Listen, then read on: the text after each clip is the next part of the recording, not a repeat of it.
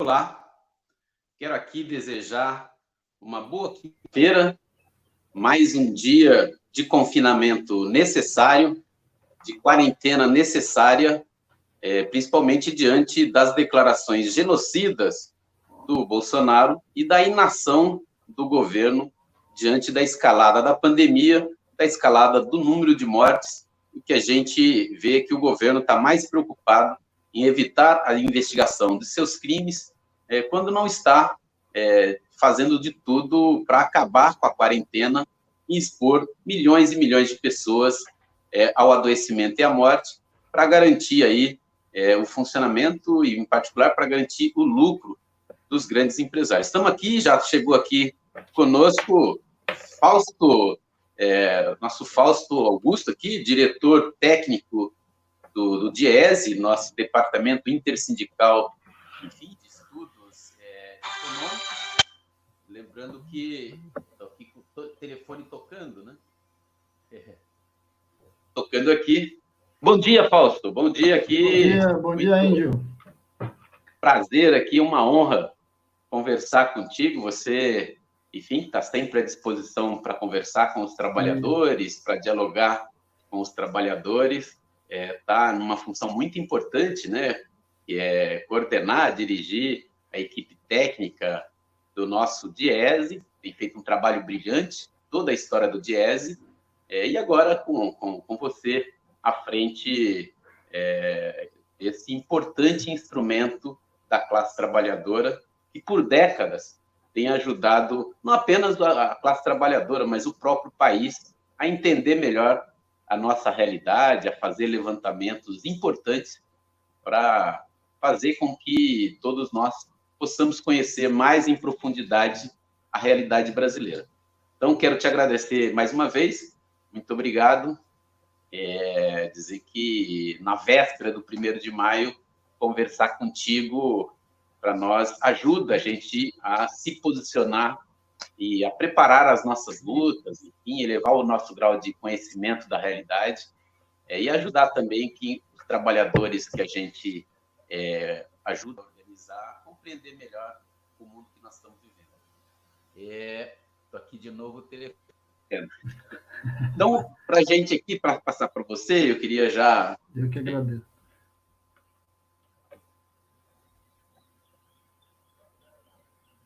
Congelou.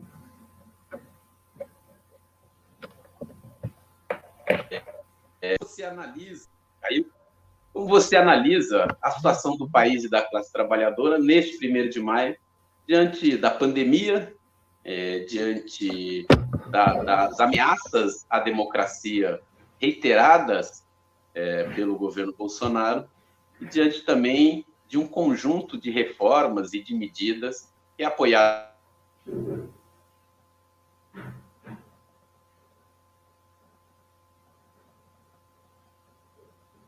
Está oscilando a internet.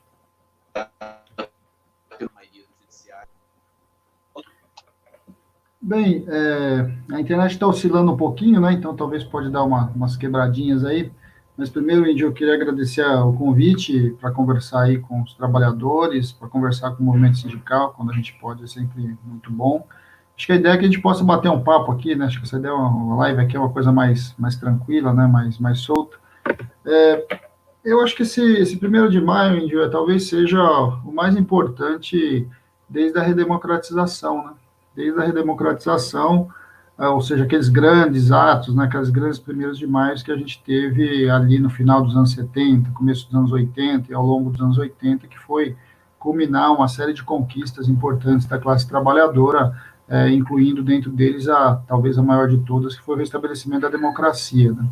Nós estamos nesse momento, é um momento muito complicado, é um momento que está misturando 3 grandes crises, né?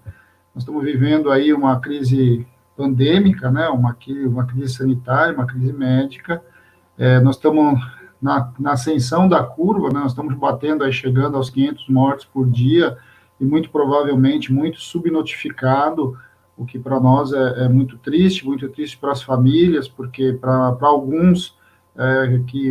uma coisa que a gente aprende a lidar com estatísticas é que por trás de cada número, Índio, tem uma pessoa, né? tem uma pessoa, tem uma família, tem um trabalhador, tem um conjunto de pessoas que não são, na verdade, a reflexão que está por trás de cada número que a gente fala é muito alta, muito séria, né? 500 pessoas mortas num dia só, significa 500 famílias enlutadas, significa viúvas e viúvos, significa mais de 1.000, provavelmente, crianças que vão perdendo seus pais, seus avós. Então, acho que são coisas para a gente ter bastante... nos deixa no mínimo tipo de luto, né? Acho que é o mínimo que a gente pode estar com relação a isso. Então, nos preocupa bastante essa ascensão da curva. Nós já estamos passando, nós já passamos a China em número de mortos, o que é algo também bastante complicado, né? Uma vez que a pandemia começou lá. Então, esta crise médica é algo que nos assusta bastante. Junto com ela vem uma crise econômica e que muito provavelmente ela vai se estender para além da própria crise pandêmica, e aí a gente vai, como historicamente no Brasil, crise econômica significa que os trabalhadores, as camadas mais vulneráveis da população, são os que mais sofrem nesse processo todo. Então, acho que esse é um outro movimento que a gente está assistindo, algo que todo movimento sindical, todo movimento social, a sociedade civil tem tentado fazer, é criar mecanismos de minimamente algum tipo de suporte para que essas famílias possam lidar com essa crise econômica de maneira um pouco menos drástica. A gente sabe o quanto que é o impacto disso. Então, toda a disputa que nós fizemos aí pelo auxílio emergencial, né, que é os R$ 600, podendo chegar a 1.200 na família, e agora para a mulher ou homem aí sozinhos, né, que cuidam da sua família, recebem R$ 1.200, foi uma vitória muito importante. Acho que a gente tem que deixar isso bem claro. O governo não queria nada parecido com isso, o governo queria, na verdade, era nada. Depois de alguma pressão da sociedade, chegou a R$ 200, e depois de uma enorme pressão, uma enorme mobilização, que nós conseguimos levar isso para 600, 1.200, que é menos do necessário, mas pelo menos é um alívio aí para quem está recebendo, e nós estamos vendo o drama que essas famílias estão vivendo agora, até porque o governo tem criado muitas dificuldades até para as pessoas tirarem esse dinheiro, né? Então, acho que esse é o segundo elemento aí dessa crise.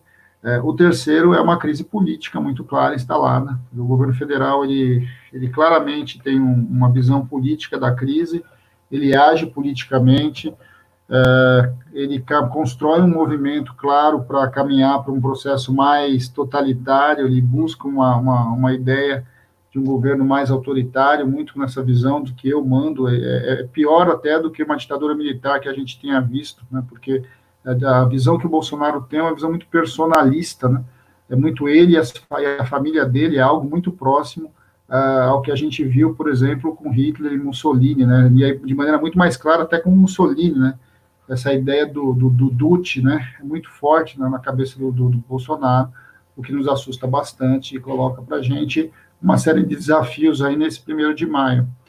Do ponto de vista dos trabalhadores, o que a gente tem visto é que, ao mesmo tempo que a crise vem, os grupos empresariais têm aproveitado para botar a sua pauta. Todo momento de crise econômica, os empresários fazem a pressão e impõem a sua pauta, e a sua pauta tem vindo para enfraquecimento do movimento sindical, para reflexibilidade e retirada dos direitos dos trabalhadores. Então, esse 1º de maio ele está no meio desse cenário como um todo, né?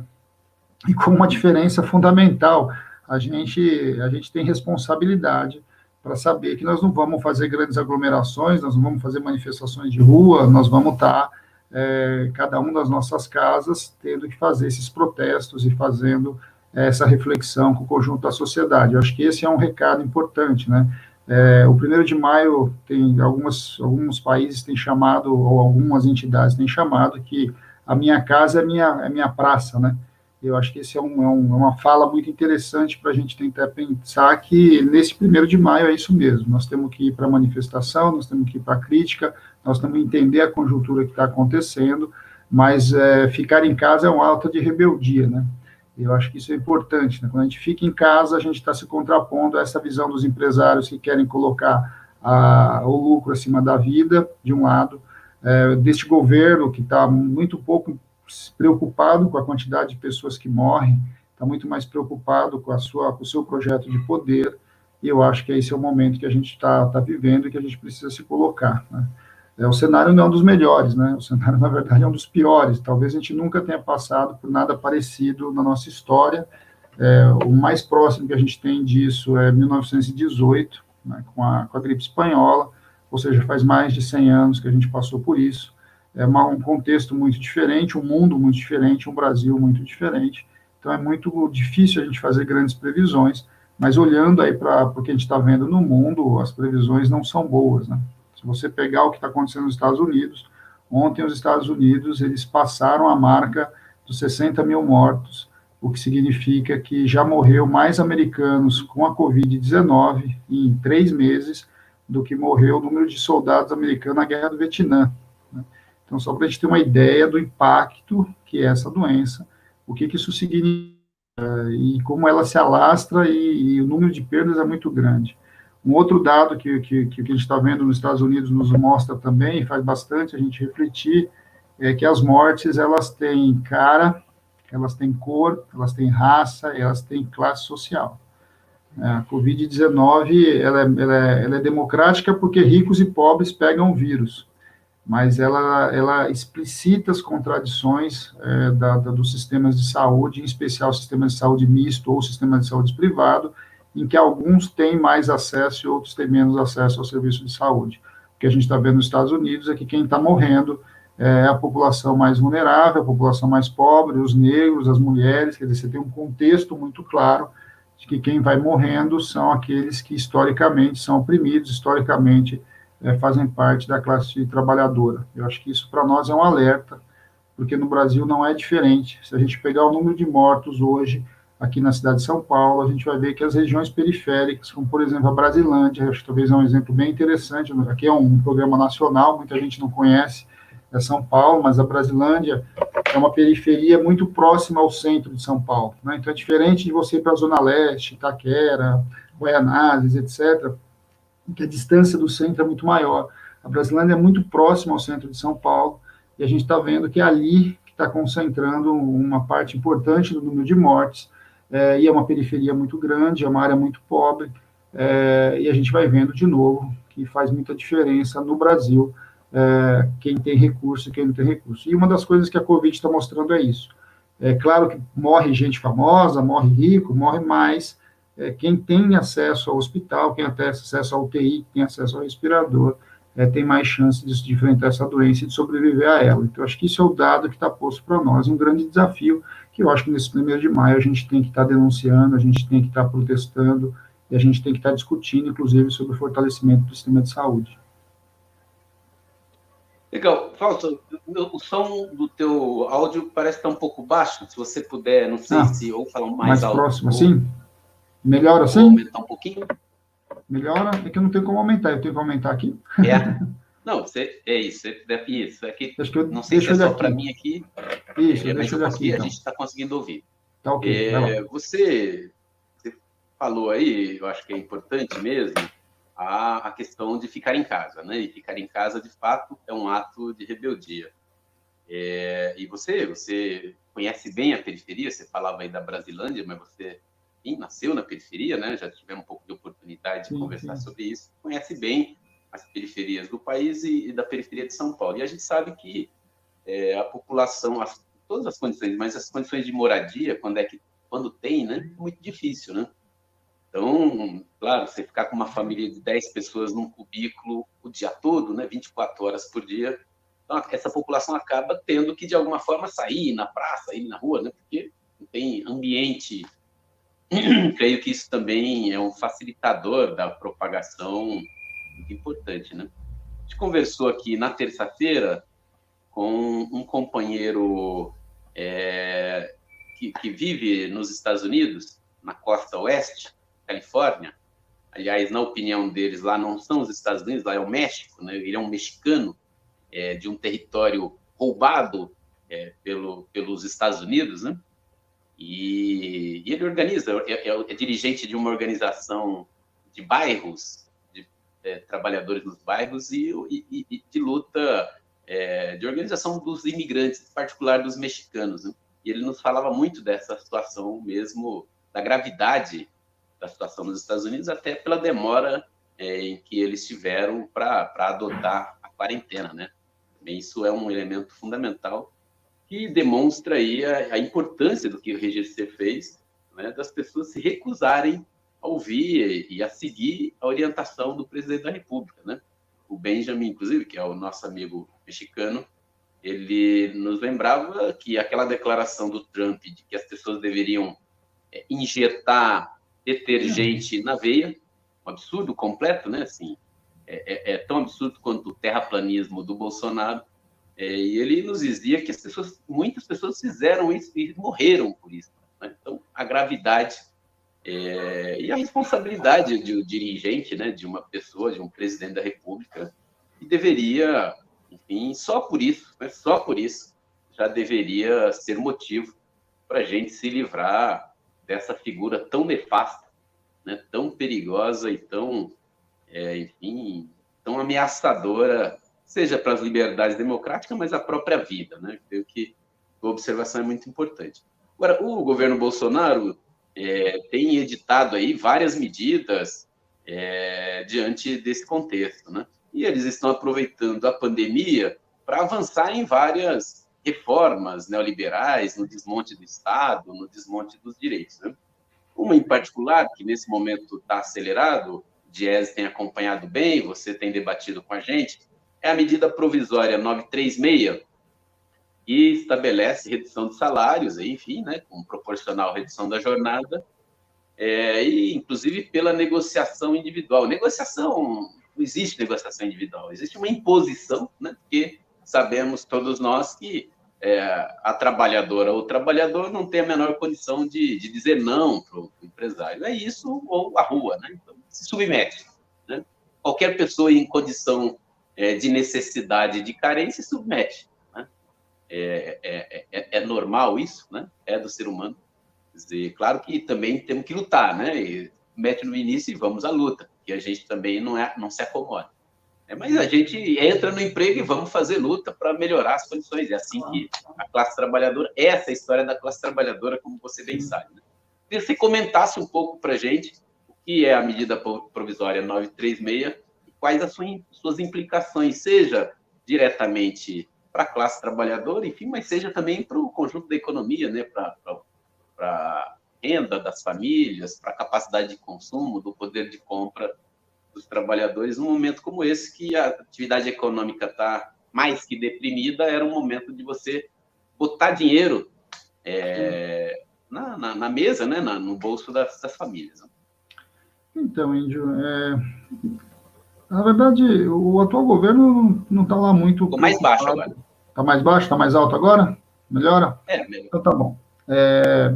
O atual governo não está lá muito preocupado, de fato, com as pessoas, né? Ele está, talvez, trabalhando muito mais para os grupos de interesse do que propriamente dito para o conjunto da população. Então, o que a gente está vendo nada mais é do que aproveitar a crise para implementar medidas que vão flexibilizando, né? O nosso maior desafio, inclusive, é que essas medidas não perdurem pós-crise. Eu acho que esse talvez seja o nosso grande desafio, porque nesse caso específico, Índio, é mais grave, porque isso está envolvendo o Congresso Nacional, isso envolve o Supremo Tribunal Federal, ou seja, neste momento assim, de pandemia, né, nesse momento de crise social muito grande, você vai vendo que tudo vai sendo flexibilizado, né, e nesse processo de tudo sendo flexibilizado, quem está na ponta mais frágil é que acaba sofrendo mais, né.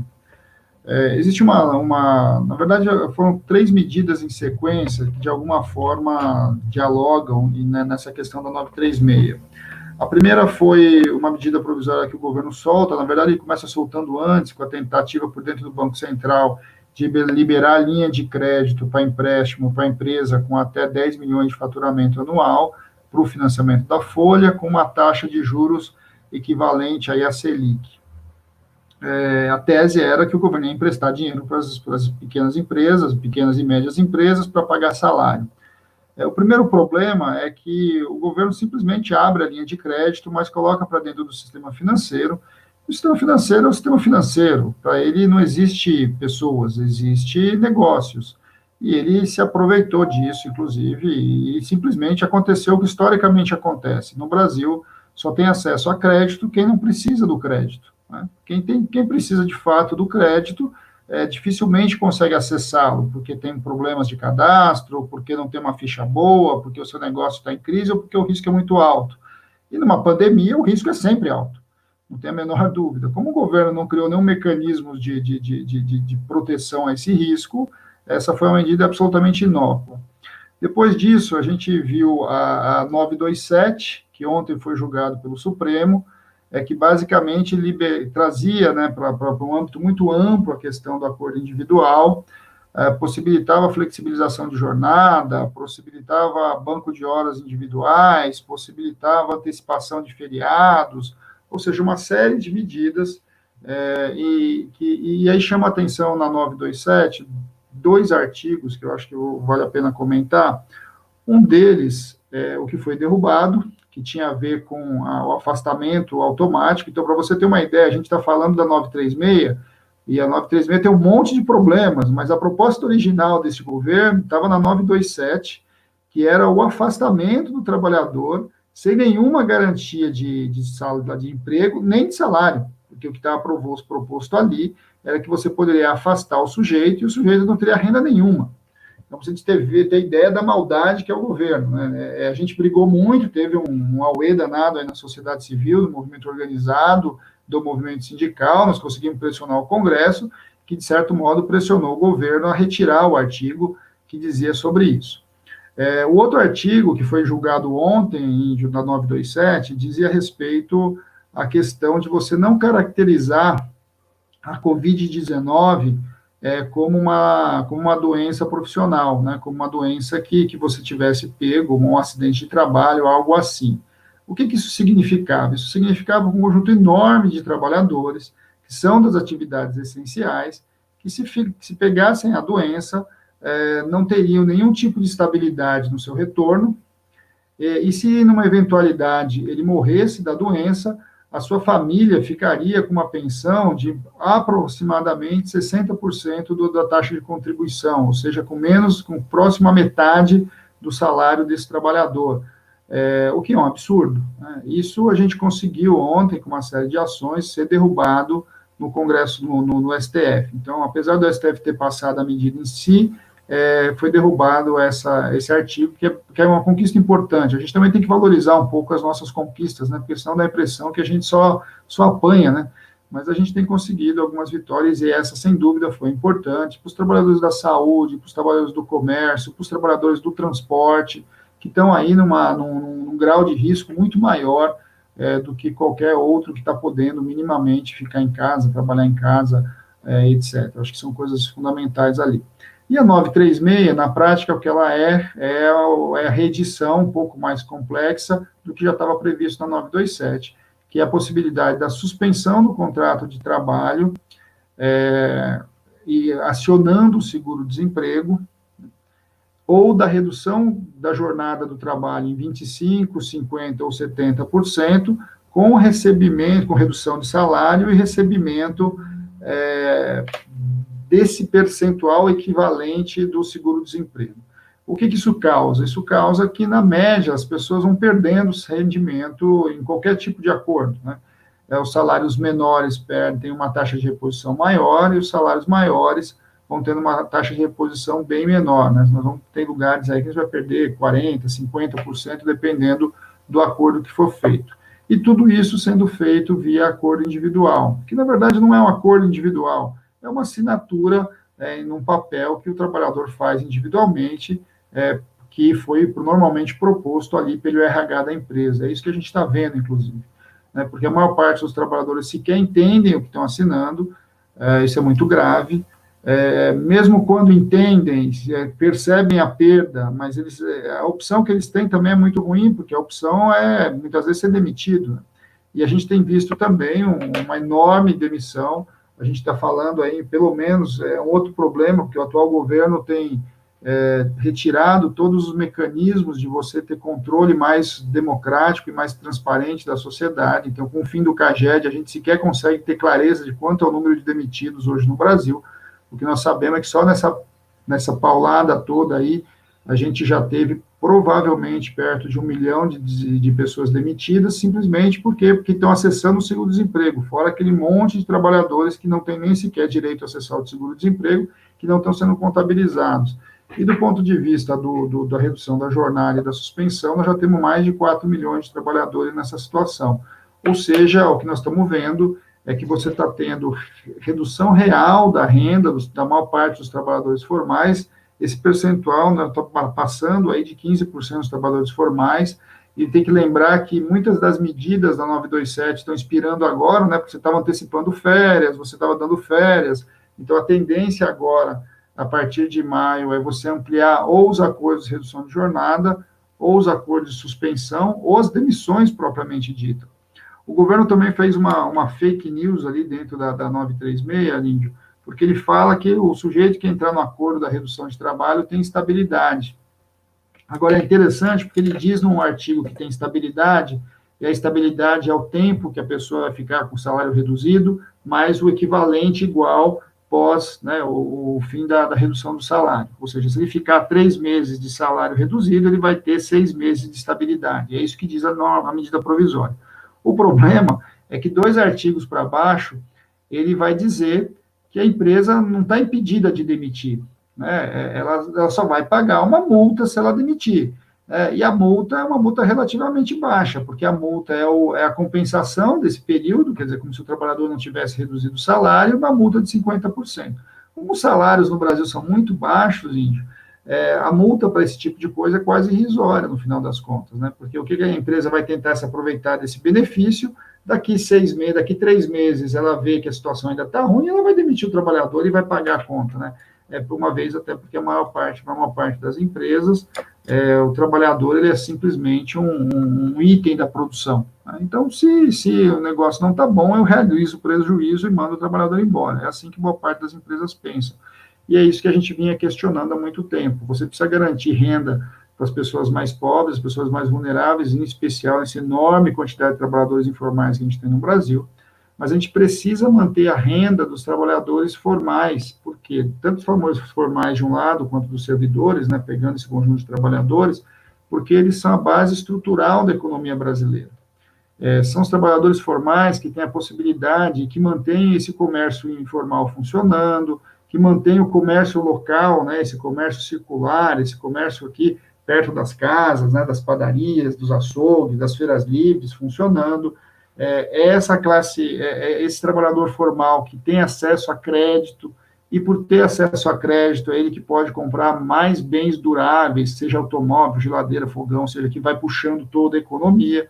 Então, toda a nossa defesa de manutenção da renda do trabalhador formal não é só por uma defesa do próprio trabalhador formal, que acho que é um papel do movimento sindical, mas é também uma defesa da economia, né, porque é essa estrutura que, de fato, mantém a economia girando, né, uma vez que a vulnerabilidade do informal é muito grande. Não que ele não seja importante, ele é muito importante tanto para a vida quanto para a economia, mas do ponto de vista de organizar a economia brasileira, o trabalhador formal cumpre um papel fundamental. Então, quando o governo simplesmente vai permitindo não só a redução e não vai impedindo as demissões, o que a gente vai assistindo é uma desestruturação desse núcleo, e esse núcleo vai ter consequências, porque vai levar essa crise econômica para um patamar muito maior. Então, eu acho que isso é um drama que nós estamos vivendo. E, além disso, tira o sindicato da possibilidade da negociação, né, da intermediação disso. Ou seja, trabalha a ideia de que a relação individual é a principal relação, e vai perdendo um pouco essa característica. Então, isso é algo que nos preocupa bastante. Ainda dá tempo de pressionar, porque tanto a 927 quanto a 936 serão votadas pelo Congresso Nacional ainda, e eu acho que a gente tem um papel fundamental aí para pressionar, para mudar essa situação, que pode melhorar, pelo menos mitigar um pouco dessas perdas que estão vindo com essas 2 medidas, né? Não, lembrando que o DIEESE e as centrais sindicais têm acompanhado de perto, cotidianamente, né? São reuniões cotidianas, várias reuniões por dia.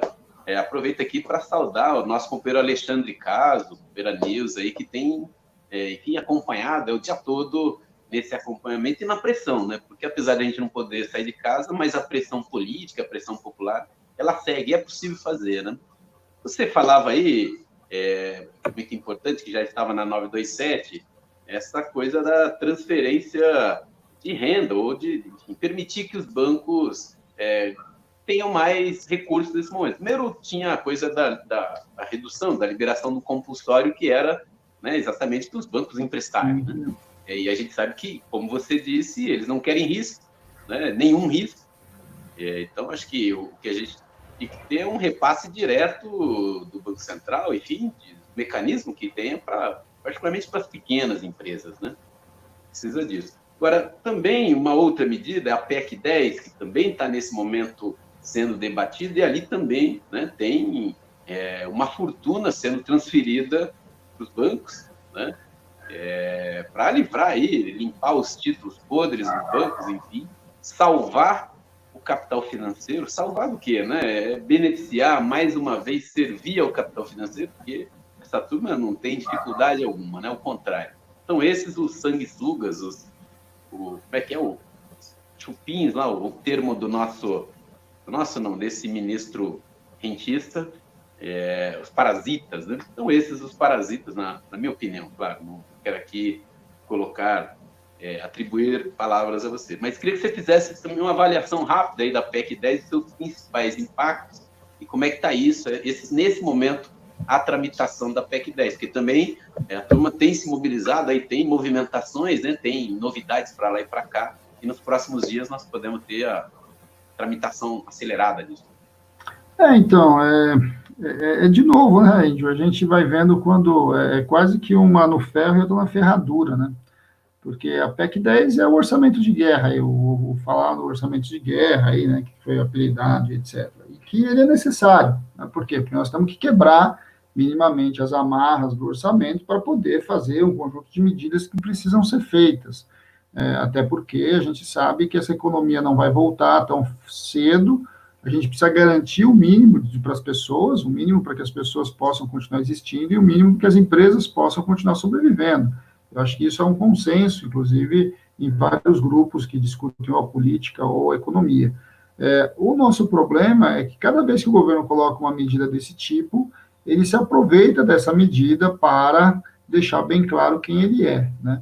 E no caso da PEC 10, está muito claro que ali está previsto mecanismos muito fortes, né, e de muita permissibilidade do ponto de vista da possibilidade de você enxugar os papéis podres, e não só os papéis podres do governo, os papéis podres empresariais, né, que já estão na mão dos bancos, ou que já vão estar sendo lançados, ou que vão perdendo valor às próprias empresas, né.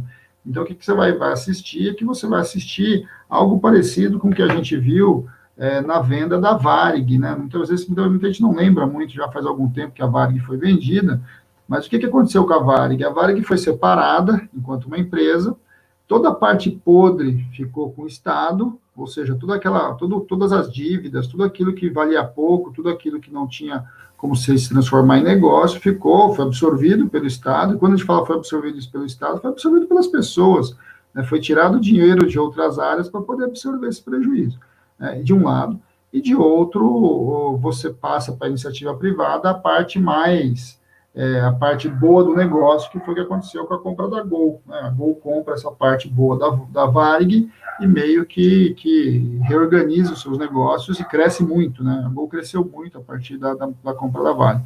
A PEC 10, de alguma forma, é isso, mas isso meio que de maneira muito mais aberta por dentro do sistema financeiro, o que vai fazer com que logo depois da crise, ou ao longo da crise, a gente vá vendo o governo, né, por meio do setor financeiro, vai estar absorvendo muito desses títulos podres, desses papéis podres, que, na verdade, na sua grande maioria, inclusive, sequer são papéis reais, né? Tem muito a ver com especulação que muitas empresas e o próprio sistema financeiro foi fazendo, né? É claro que a gente não está aqui para dizer que nós defendemos que o sistema financeiro quebre, que vira o caos, que as pessoas percam as suas poupanças, não é isso que nós estamos dizendo. Nós estamos dizendo é que, assim, os bancos precisam ter um papel social, precisam cumprir o seu papel dentro da sociedade, algo que, neste momento, por exemplo, eles se recusam a fazer, né, quando eles não liberam crédito, colocam dinheiro para circular, que deveria colocar, inclusive, para poder fazer uma oxigenação da economia, de um lado, e de outro, eles vão ganhando, eles vão construindo possibilidades de mecanismos que vão diminuindo muito a sua taxa de risco. né? O Brasil inaugurou já há algum tempo, desde dos juros muito altos, aí na época do Fernando Henrique, essa ideia muito do capitalismo sem risco, né? Então, assim, nós somos capitalistas, o importante é a disputa, o importante é o indivíduo, né? Toda essa ideia da meritocracia que vale muito para os trabalhadores, né? Agora, quando vai para o mundo empresarial, o que a gente acaba vendo é que na hora que precisa, eles são muito socialistas, porque eles querem socializar todo esse prejuízo que o negócio deles, numa crise como essa, se coloca, né? E o que nós temos que deixar muito claro é que nós estamos exatamente nesse embate, né? Nesse embate de quem vai ficar com a conta. Só que tem uma diferença, né, Índio? A conta para uma empresa, para uma grande empresa, para uma grande corporação, é um passivo negativo ali no seu balanço, né, que muito provavelmente entre 4 e 5 anos ele resolve. No caso dos trabalhadores, os passivos se transformam em vidas, né? Porque você estava comentando anteriormente sobre a questão da periferia, e é bom a gente olhar um pouco o que é essa sensação, porque às vezes também a gente tem julgamentos equivocados sobre a periferia. Muita gente tem falado assim, mas as pessoas continuam fazendo churrasquinho na frente de casa, churrasquinho na laje, quando deviam estar todo mundo separado, né? E eu falo para as pessoas, gente, aqui a gente precisa entender como é que a periferia funciona, porque a periferia funciona assim também. A gente precisa comprar uma carne, a carne vai custar 50 conto. Eu não tenho 50 conto sozinho para comprar carne, entendeu? A gente junta em 5, cada um dá 10, a gente compra lá a carne. Então não tem como você fazer o churrasco se você não tiver em grupo. É fácil para a classe média que vai ali, passa o seu cartão, compra a sua carne, faz o seu churrasco aí no fundo da sua casa, sozinha, criticar o outro que está fazendo na laje lá o churrasco com mais gente. Mas isso é quase uma imposição social, uma imposição da desigualdade que está posto para a gente. Então, isso é para a gente entender um pouco como é que essa economia funciona. E são essas pessoas, no final das contas, que pagam o preço. E eles pagam o preço de todos os jeitos, né? Porque a periferia tem isso também na periferia, amanhã vai ser feriado, a gente vai ver os churrasquinhos na laje, mas você anda pela periferia e conversa com as pessoas, em especial as pessoas mais velhas, elas estão com muito medo,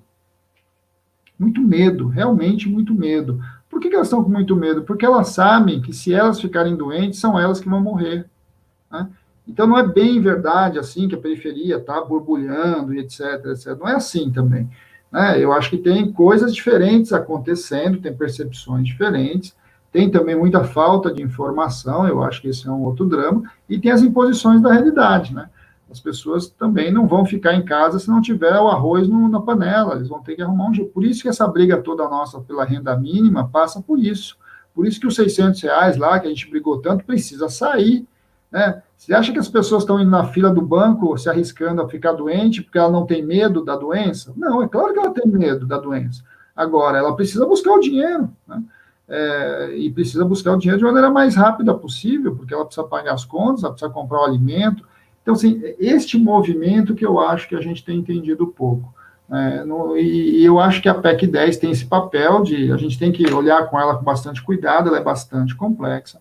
Então, tem uma parte que passa por liberar o Estado, para liberar recurso mesmo, o Estado precisa colocar recurso, precisa cumprir o seu papel, é para isso que existe o Estado, e de outro, a gente olhar para onde vai essa montanha de dinheiro que vai, de fato, aparecer a partir da PEC 10. Então, acho que esses são o que dá posto para nós, enquanto desafio aí nesse momento. Não, Fausto, até queria aproveitar essa tua colocação aí para reforçar enfim, a cobrança pelo pagamento imediato do auxílio emergencial, né? A gente recebe muitas mensagens aqui pela nossa página, companheiros dos nossos sindicatos, enfim. A minha própria família tem inúmeras pessoas da minha família que me mandam mensagens toda hora e a gente até aqui nas nossas redes sociais tem reforçado uma imagem, eu acho que expressa esse momento, assim. Eu recebi mensagens muito parecidas, assim, de pessoas de locais muito diferentes, dizendo, eu olho o celularzinho todo lanhado já, com a tela quebrada, a cada 5 minutos, vai lá no Caixa Tem e está lá em análise, em análise, em análise. Você vai desesperando as pessoas, né? E como você sabe, eu sou bancário, tenho conversado com os colegas aí, empregados da Caixa, e o nosso sindicato, a companheirada do nosso sindicato, enfim, com máscara, com todos os cuidados, tem ido dialogar nos locais de trabalho, porque a categoria está desesperada, né? É um desespero, é uma situação, você falou aí, enfim, expostos, né? E o trabalhador lá não tem resposta, né? Porque ou é o sistema da Caixa, enfim, isso o governo tem mecanismos, né? A gente conversava aqui com o padre Júlio Lancelotti na semana passada, que você conhece muito bem, né? E ele nos cobrava como é que população da rua, não tem celular, né? Não tem, e mesmo quando consegue, a pessoa não acessa, não é assim, né? Então você tem vários mecanismos, o governo tem vários mecanismos, várias entidades que poderiam fazer esse recurso chegar na casa das pessoas imediatamente, né? Esses dias fiz uma postagem num grupo de empregados da Caixa, de diversos companheiros, mas tem as pessoas da diretoria, vem cobrar como, você acha que é fácil? Não, sei que não é fácil, né? Mas quem tem fome tem pressa, né? Um pouco isso que nós temos dito, e paga logo, Bolsonaro. Deixa de sentar em cima do dinheiro público. Você falava aí, Fausto, na explicação da 927, uma coisa muito importante mesmo, que você lembrou, que é o adoecimento das pessoas em atividades essenciais e a não caracterização como uma doença do trabalho, como um acidente de trabalho, né? Que é um absurdo, né? Essa semana foi Dia Mundial das Vítimas, né? O dia 28 agora, né? Na terça-feira, e o país o Brasil é campeão aí, 4º lugar em acidência, trabalho, em adoecimento no trabalho. O trabalho no Brasil mata, infelizmente, né? Enfim, o governo tentando desmontar as normas regulamentadoras, enfim, os retrocessos são imensos, né? Em todas as áreas, em todas as frentes. Mas uma coisa que é essencial nesse momento, que a própria PEC 10 fala de, né, orçamento de guerra, né?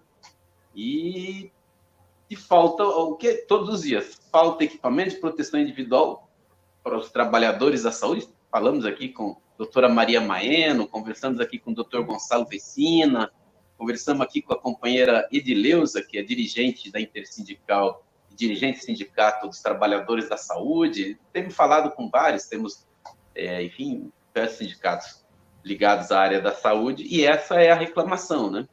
Quer dizer, o desespero das pessoas expondo a sua vida, né? Tem um compromisso com a vida, tem um compromisso com a defesa da vida, estão lá, estão se expondo. Mas uma questão, e o Diese, você tem acompanhado muito bem, que é um projeto de reconversão industrial, né? Claro que não é só para esses EPIs, né? Mas para coisas mais complexas aí, para toda a aparelhagem das UTIs, respiradores, enfim. E a deputada Fernanda Melchiona apresentou um projeto, você vem acompanhando também, com o Pedro Israel, essa semana ainda me ligou, vamos ir ver como é que a gente apresenta aqui nos estados. E que você falasse desse projeto de reconversão industrial, que é a adaptação aí da indústria, dos setores, para produzir tudo aquilo que for necessário para o enfrentamento dessa situação, né? Como você disse aí, muitos dizem, nós estamos numa situação de guerra, né? E nas guerras é isso que acontece, quer dizer, a fábrica que produzia carro vai produzir armas, vai produzir munição, vai produzir tudo o que for necessário para a guerra. Então, e nesse momento está mais justificado, né? E nos parece que, assim, claro que essa é uma medida emergencial, acho que tem que tratá-la, né, da forma como tem, mas o Brasil tem uma carência imensa em infraestrutura de saneamento básico, uma carência imensa nesse complexo hospitalar, né, de toda a aparelhagem aí, fim cirúrgico, e poderia ser um caminho de reindustrialização do país, né? Uma das hipóteses, né, um caminho que pudesse recompor o peso da indústria na economia brasileira, né? Claro, a gente sabe, e você também tem uma sensibilidade muito forte disso, dos limites ambientais aqui, não somos aqueles industrialistas que vamos aqui sair, né? Como indígena, né? Como descendente de indígena, então, né? Seria a morte, é a morte, né? Tem significado. Mas nós sabemos da importância da indústria de transformação, da agregação de valor na produção de riqueza, enfim. Queria que você comentasse esse projeto da reconversão industrial, como é que está isso, o que a gente pode fazer para que isso avance e tenha respostas aí para a situação emergencial que a gente está vivendo. O problema aí, Índio, é que nós estamos pagando alguns preços muito grandes, né, sobre as escolhas que nós fizemos. Quando a gente está dizendo de que a morte, de que a doença, ela tem raça, ela tem cor, né, ela tem classe social, ela está demarcada pela nossa enorme desigualdade. Então, acho que isso é um dado, né. E nós não vamos conseguir corrigir uma desigualdade de 500 anos em 3 meses. Né? O que nós fazemos é criar medidas para mitigar essa desigualdade e tentar acelerar esse processo de minimamente um movimento quase que, né, de enorme solidariedade, que a gente pode tentar construir algumas pontes aí para lidar com algo que a gente já sabe que vai estar colocado, né? Nós não vamos conseguir resolver os problemas de saneamento básico em 3 meses, ou seja, metade dos domicílios no Brasil não tem esgoto. E as pessoas não estão morrendo só de Covid, as pessoas morrem de Covid, mas morrem de dengue, morrem de sarampo, morrem, enfim, nós temos, né, de malária, a gente tem uma malária, uma coisa que mata ainda muito no norte do Brasil. Então, nós temos uma enorme quantidade de doenças que poderiam ser eliminadas simplesmente com um investimento maior em saneamento básico, algo que é relativamente simples, né? Não estamos falando de nada muito diferente do que você canalizar o esgoto e tratar o esgoto canalizado, né? Agora, isso são prioridades, né? Eu acho que esse é o primeiro drama que a gente vive. No caso da indústria, a gente está pagando um preço pelas escolhas de achar que tudo poderia simplesmente ser produzido num lugar mais barato e que o mais importante é o lugar mais barato, né? Então, tudo está demarcado por onde eu posso produzir mais barato. Então, assim, não faz o menor sentido a gente estar falando de produção de máscara, né? Eu não vou nem entrar no respirador ainda, o respirador é uma coisa um pouquinho mais complicada, mas falando máscara, máscara nada mais é do que uma quantidade, né, em sequência entre tecido e um tipo de plástico específico, né, uma fibra. Basicamente é isso, e 2 elásticos, né, uma máscara é isso. Agora, como é que pode a gente não conseguir produzir máscara? Né? A que ponto chegou a nossa indústria de ter dificuldade de produzir máscaras, de ter dificuldade de produzir de camas de hospital? Nós estamos falando de coisas desse tipo, né? Biombos de hospital, produtos. Agora, mais ou menos, equacionou a questão do álcool gel, né? Mas a gente, no começo, ali há um mês atrás, não tinha álcool gel em lugar nenhum.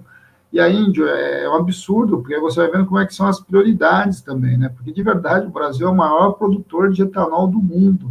Daria para a gente tomar banho de álcool, né? Não é só né? Não é só da bisnaguinha, né? Agora, a gente sabe que nesses momentos o sujeito simplesmente vira a chavinha, produz açúcar e um abraço, dane-se o álcool, né? É um absurdo você estar comprando hoje no mercado 1 litro de álcool aí, 70%, e eles estão cobrando entre 10 e 16 reais, né? Não faz o menor sentido. Você sabe que um álcool anidro ali, produzido álcool hidratado, está na faixa de 2,50 no posto de gasolina. Então, você vai percebendo que, na verdade, o que está por trás sempre são grandes interesses econômicos. Então, a gente não pode tirar isso da frente, né, quando a gente discute essa reconversão industrial. Na outra ponta, eu acho que a gente tem que aproveitar esse momento para fazer um enorme debate do que é estratégico, né? Nós estamos nesse embate agora com a discussão aí da Boeing desistir do negócio da Embraer, né? O que é a Embraer? A Embraer não é só uma empresa que faz avião, é uma empresa que, né, em especial no seu momento de estatal e etc, é uma empresa que desenvolve tecnologia.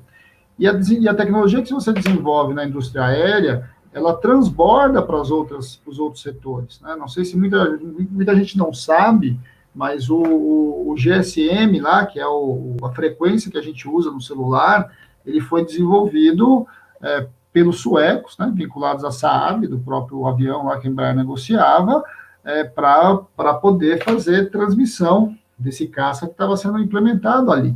Então, quando você vai desenvolver tecnologia, ela vai transbordando para as outras áreas. Então, quando a gente está falando de reconversão industrial, nós temos que fazer uma conversa muito séria sobre isso, né? Não é só fazer o Brasil voltar a produzir máscara, né? Não é só isso, mas é a gente ter uma visão a partir da produção, que neste momento tem que suprir uma emergência, mas que no momento seguinte precisa priorizar a manutenção daquilo que nós chamamos de essenciais, que um país como do tamanho do Brasil, né, o Brasil é um continente, da diversidade que o Brasil tem e das suas dificuldades, consiga produzir para melhorar a vida média da população. Isso precisa ser feito. O SUS é um dos maiores compradores de produtos médicos do mundo, né, de fármacos, equipamentos médicos e etc, etc. O SUS tem uma possibilidade enorme de incentivar que eu estou falando não é isentar de imposto, não é dar dinheiro para empresário, não, incentivar é simplesmente o SUS começar a comprar esses produtos do mercado nacional, simplesmente isso. Né? Se ele anuncia que ele vai comprar do mercado nacional, as empresas vão começar a produzir, né? E vão criar mecanismos para produzir. E você vai criando algumas redes de produção, que vai construindo o que nós estamos chamando de reconversão industrial. Então, quando a gente está falando de reconversão industrial, nesse primeiro momento é a gente conseguir minimamente lidar aí com as necessidades, mas nós não vamos conseguir criar, não vamos conseguir fazer milagre. Então, diz assim, nós vamos construir uma fábrica que vai fazer respirador. Não, ela não vai fazer respirador, ela vai montar respirador. Porque as peças vão ser todas produzidas externamente. A gente vai ter que importar circuito, importar borracha, importar canudo, importar tudo para poder depois alguém juntar, né? Então, não é tão rápido como a gente imagina. Mas tem coisas que são muito simples, né? Cama de hospital, máscara, essas coisas todas podem ser produzidas, né? E eu acho que a gente tem uma discussão muito séria com a indústria química farmacêutica. Eu acho que a indústria química farmacêutica nós precisamos pensar claramente.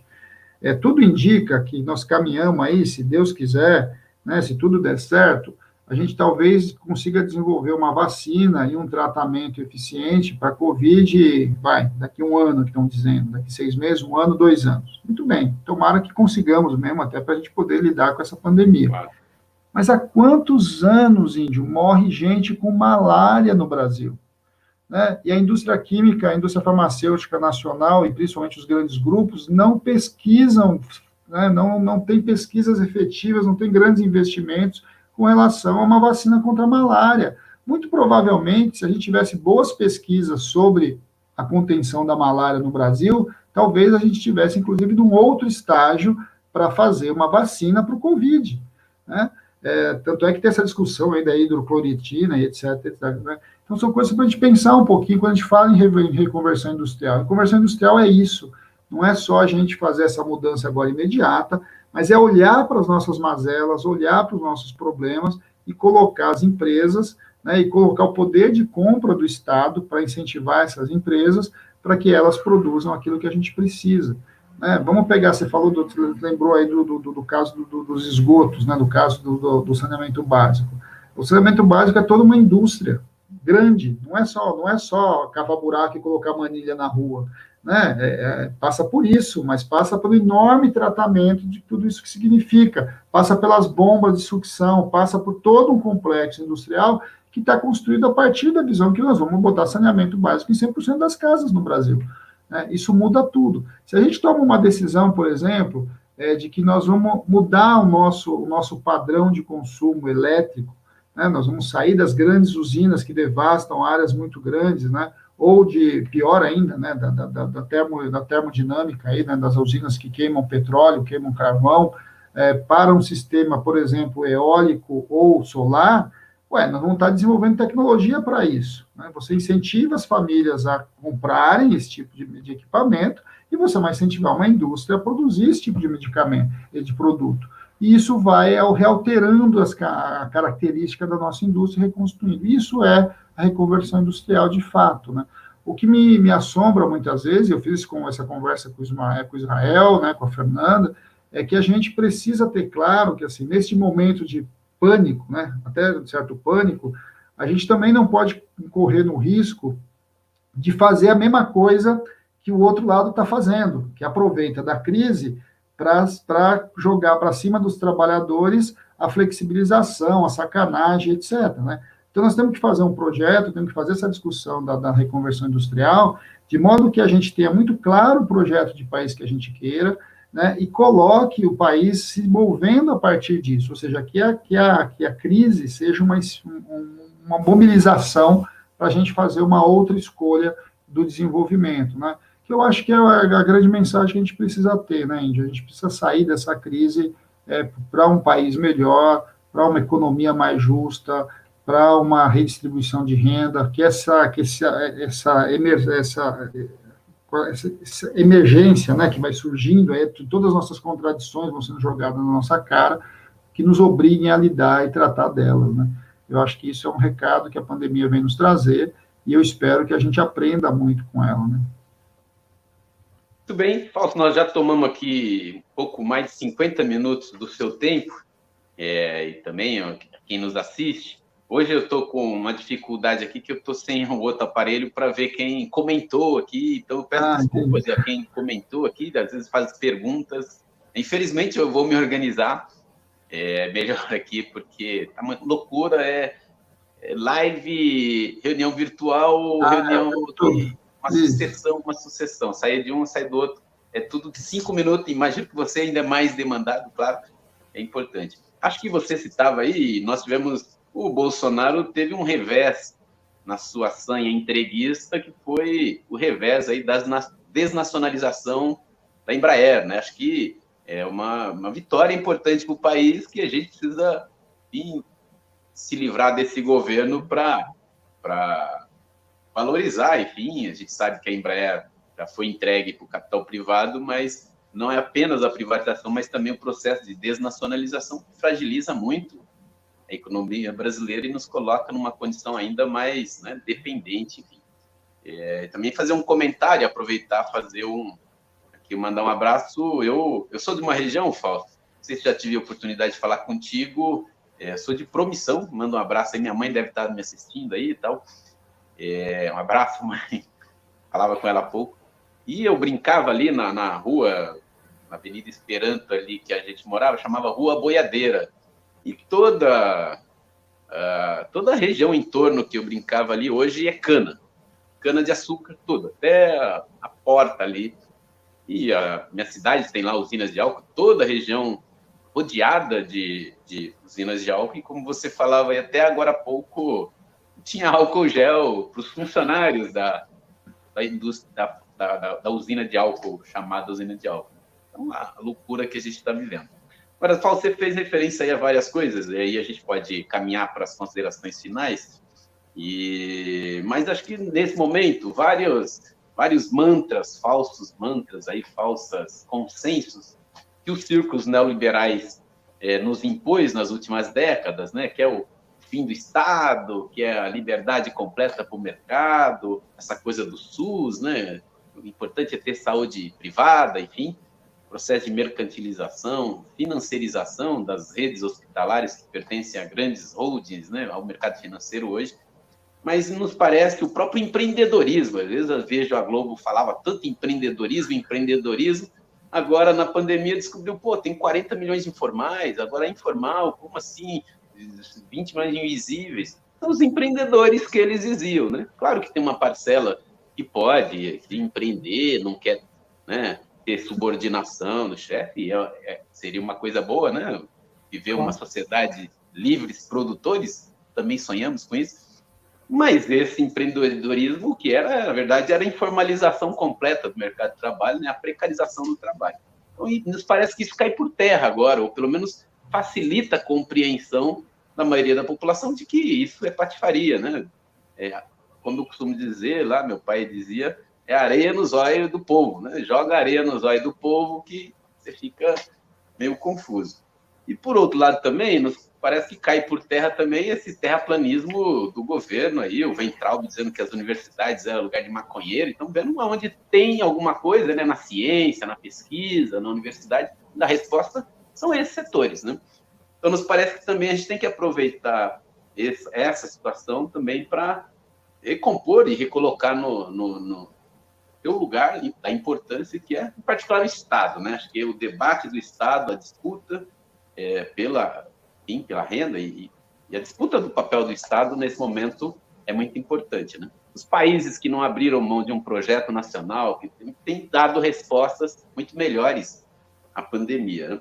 Mas também, assim, para concluir, neste 1º de maio, que para nós tem uma importância muito grande, né? Sua importância, enfim, o Dia da Classe Trabalhadora, enfim, que a gente reafirma a esperança e o compromisso de uma sociedade igualitária, né?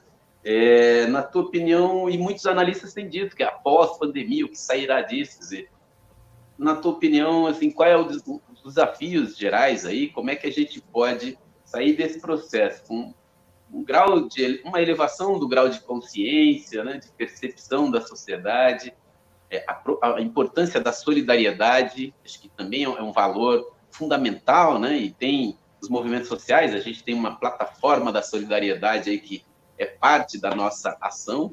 Amanhã, no 1º de maio, nós estamos indo para a periferia também, enfim, ter gestos de solidariedade, vamos conversar com a população na periferia. Mas queria que você concluísse com isso, assim, o seu tempo você pode usar aqui, a gente fica aqui, não tem, né, restrição aqui, não, é só para... Você pode ficar à vontade, mas queria que você fizesse umas considerações nesse aspecto, né? Como a gente pode sair dessa crise sanitária, essa crise política, econômica e social, reafirmando mais fortes, mais unidos, né, com um grau de consciência maior, uma compreensão maior, para que a gente possa avançar, ter saídas progressivas, né, saídas onde a situação melhore, onde a gente garanta a dignidade humana, garanta que tenha empregos com direitos e não bico, como prega o Bolsonaro, enfim, nesse contexto. Então, Índio, eu acho que a nossa saída da pandemia vai ser uma enorme disputa civilizatória, né? Porque as experiências históricas mostram que períodos desses são períodos de transformação. O problema é que nem sempre essas transformações elas são para melhor, né? Então, acho que esse é o nosso desafio. Então, o primeiro movimento é a gente entender que a gente precisa conter essa onda autoritária, essa onda totalitária, porque o nazifascismo ele foi incubado na gripe espanhola, na Primeira Guerra Mundial e na crise de 29. Né? São os 3 grandes fatos que vão incubando o nazifascismo, e o nazifascismo que vai levar talvez a parte mais sombria da história da humanidade, né? Mais de 60 milhões de mortos na Segunda Guerra Mundial, os campos de concentração, tudo que a gente viu, né, o assassinato em massa, né, de etnias inteiras. Eu acho que isso é bom para a gente olhar um pouco, a história ajuda a gente a perceber que não necessariamente o final pode ser melhor, pode ser muito pior. Né? Eu acho que isso, então, é o nosso primeiro dever, né, com quem está falando com o público, com lideranças como você, é a gente dizer que nós temos que barrar qualquer resquício, qualquer possibilidade que isso se coloque para nós. E no Brasil está muito forte, né? É muito assustador você ver esses movimentos neonazistas e essa visão, tanto quanto nacionalista, que o Bolsonaro representa, né? E a própria fala dele, o próprio desprezo pela vida, tem muito a ver com isso, né? Acho que tem muito a ver com essa visão de mundo, né, que é uma visão de mundo que realmente, em nome do poder, em nome de uma ideia que basicamente ele que tem, ele vai meio que querendo dizer que vale tudo, inclusive milhões de pessoas morrerem, que foi o que nós vimos, né, ao longo do projeto nazifascista. Então, acho que esse é o primeiro movimento. O segundo é que as contradições que aparecem com a pandemia possibilitam a gente pensar que também é um mundo melhor, né? Vamos olhar aí, há pouco tempo atrás, o que está acontecendo em 3 anos, em 3 meses de crise, né? Em 3 meses de crise, o clima está melhor, né? A doença é uma desgraça, mas do ponto de vista da poluição, a poluição caiu muito. Os níveis de consumo também diminuíram. Está mostrando para a gente também que é possível viver com menos, né? Toda a tese do Papa Francisco, toda essa discussão aí do bem viver, vai mostrando para a gente que, para nós, existe uma outra opção com menos exploração, com menos trabalho subordinado, né, com menos pobreza, com mais distribuição de renda, é possível. Né? Todo mundo dizia que implementar a renda mínima quebraria o país, nós estamos implementando, bem ou mal, algo parecido com isso, não estamos gastando quase nada com isso. Está muito longe de quebrar o país, porque nós estamos dando 600 reais para 50 milhões de brasileiros. Né? Então, assim, isso vai demonstrando que é possível a gente ter uma outra visão de Estado, uma outra visão de país, uma outra visão de mundo, uma outra visão de economia. Eu acho que esse é o momento para a gente olhar, né, para a gente recuperar algumas utopias, para a gente recolocar novos projetos. Eu acho que a economia de Francisco é uma, a economia circular é outra, e é um momento para a gente pensar, por exemplo, no fortalecimento da economia solidária, né? Porque todo mundo está falando, gente, que as empresas vão quebrar. Mas as empresas vão quebrar, as empresas vão quebrar, as empresas vão quebrar. Então, tá bom, muito provavelmente uma parte importante de empresas vão quebrar. Mas o que a experiência mostrou para a gente? Que é possível quando essas empresas quebram, porque as empresas quebram, elas não, as pessoas, quando fala que a empresa vai quebrar, dá a impressão que vai cair uma bomba e aquela empresa vai sumir, não é isso? Não, se as pessoas não morrerem, as máquinas vão estar lá, não é isso? A empresa quebra do ponto de vista financeiro, ela quebra do ponto de vista de dinheiro. Só que dinheiro, gente, dinheiro, para quem estudou um pouco, né, de economia, sabe que dinheiro, na verdade, é uma grande ficção, né? Ele, na verdade, nada mais é do que um papel que tem confiança, né? O que está por trás, o que diferencia uma nota de R$ 100 de uma folha de sulfite, né, é que alguém diz que aquela nota de R$ 100 vale R$ 100 e todo mundo acredita, né? É isso que faz com que isso é o dinheiro, né? E se eu tem um falar, país soberano emitindo, né? porque tem um país soberano emitindo, porque tem alguém que dá garantia, que alguém diz que aquele dinheiro vai ser trocado, né? Isso é algo para a gente pensar um pouco. As empresas não vão quebrar do ponto de vista da sua estrutura, né? Elas vão quebrar do ponto de vista financeiro.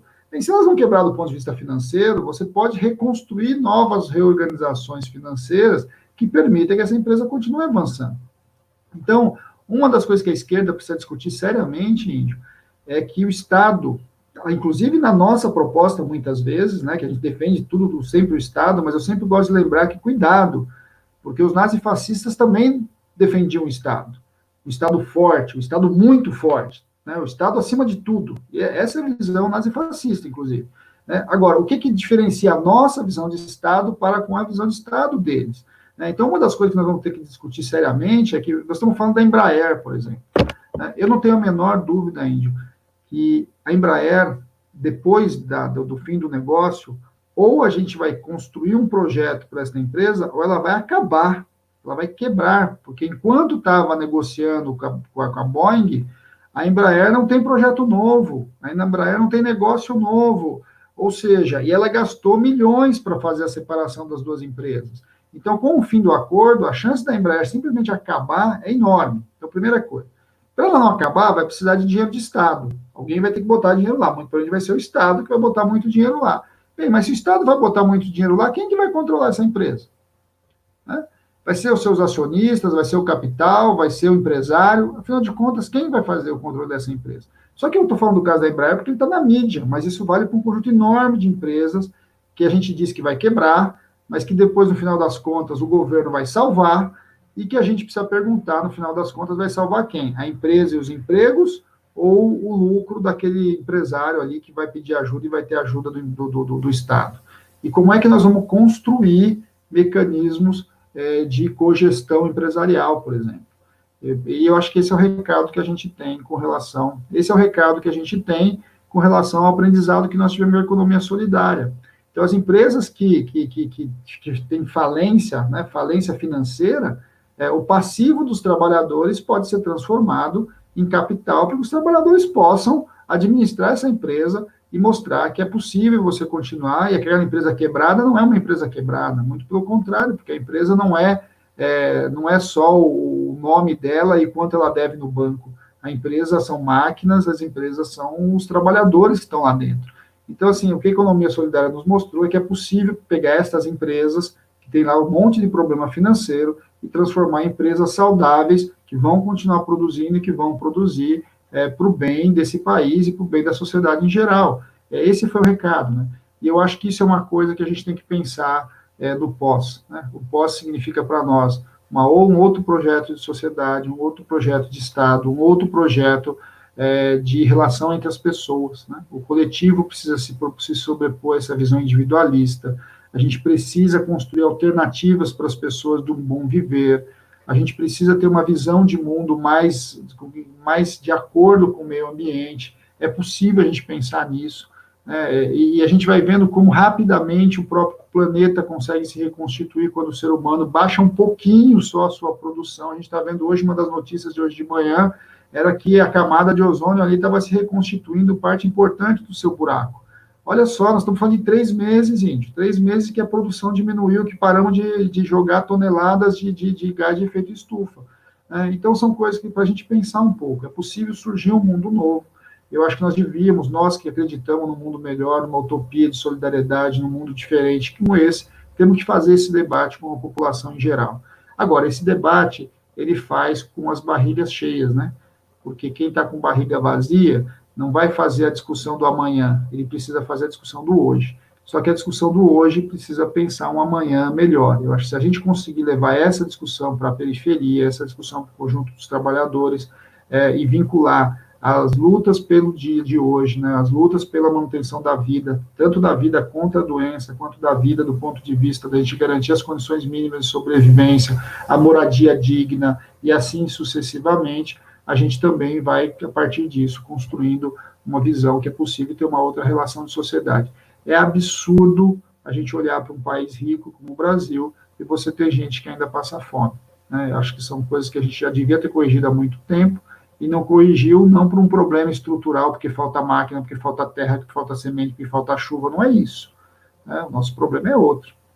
O nosso problema tem a ver com distribuição de renda e com uma visão de reorganização da nossa sociedade. Então, esse é o recado que eu deixo aqui para a gente poder conversar, para em outros momentos a gente poder, inclusive, discutir mais teoricamente, né, mais filosoficamente, mas também mais praticamente, né, porque acho que isso é uma coisa que está faltando um pouco, né, de prática aí, da gente exercer essa solidariedade cotidiana, porque é ela, de fato, que vai ter a possibilidade da transformação, pelo menos eu que acredito nisso, né, acho que a gente tem, e a gente tem que mostrar, né, o novo precisa surgir, mas o novo precisa aparecer, né, a gente tem que mostrar que é possível isso, acho que os empreendimentos solidários são um exemplo disso, a gente tem aí um conjunto enorme da produção, da produção agrícola familiar, da produção ali dos assentamentos, a gente tem as empresas, a gente já tem muito a mostrar, só que pouca gente vê, pouca gente conhece. Eu acho que a crise pode ajudar a gente a pensar um pouco e apresentar um projeto, de fato, diferente para a sociedade.